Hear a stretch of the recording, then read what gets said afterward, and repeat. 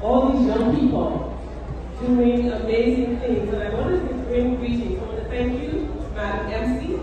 Congratulations, Mr. Business and Mr. Hartley. And I will say something that this is very new to me. All protocols observed.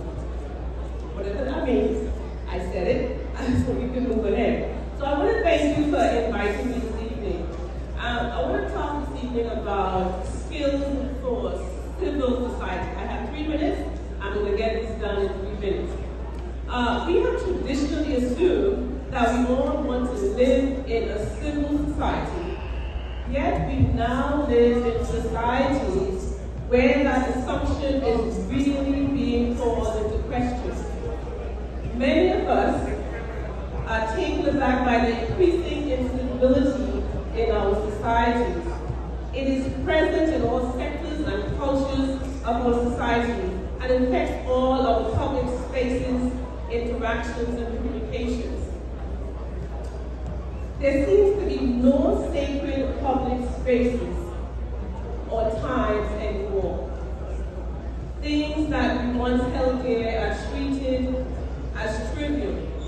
Relationships are disposable. Our interactions with each other are too often caustic and crass.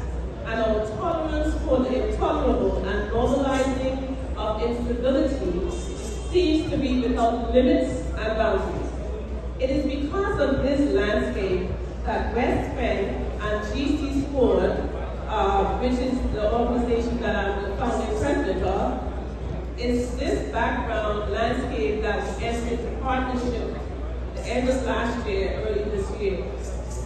The spirit of our organization's vision and mission embodies values and goals that are similar, which is to increase access to the marginalized, the invisible, voiceless, and vulnerable through engaging, educating, equipping, and empowering community youth to effectively use their innate gifts, talents, abilities, and skills to become positive contributors to their homes, schools, communities, and the greater society. Mr. Selman Lucas and Mr. Sheldon Hartley are visionary leaders who live out loud the 5 core social-emotional skills, especially social awareness and social consciousness. I want to thank them for that vision that they have. Their level of social consciousness is on full display here today as they launch this island-wide grassroots youth football tournament. These skills that I'm going to talk about are what I will coin in this context as the fundamentals of sports personship. Mr. Lucas and Mr. Hartley and the West PENN leadership team, as well as their sponsor, the RBC, their vision for the youth of Trinidad and Tobago is to aspire to become world-class football players. And so that they not only become skilled at football, but they can acquire healthy mindsets, healthy attitudes, healthy behaviors, thinking patterns, and emotional intelligence that true world-class sports persons incorporate into their daily lives.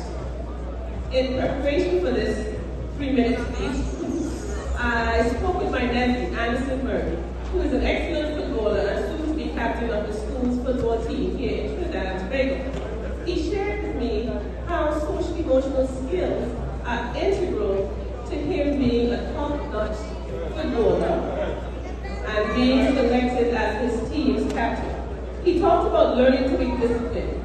Playing the sport of football teaches him to be disciplined, making sure he shows up on time for practice, which is what we call self-management skills. He talked about making split-second decisions for different moves and plays so that the other team does not intercept the ball, which is what we call critical thinking skills or responsible decision-making skills.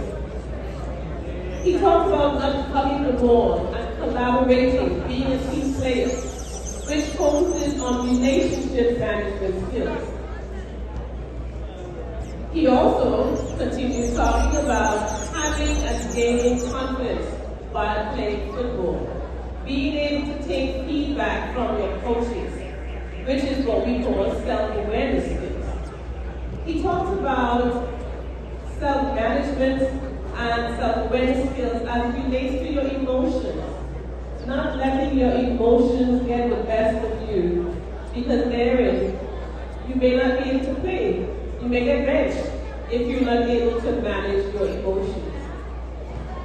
And finally, we talk about showing empathy, being kind and supportive, having each other's backs, helping to uplift each other for positive and uplifting circumstances, which is what we call social awareness skills.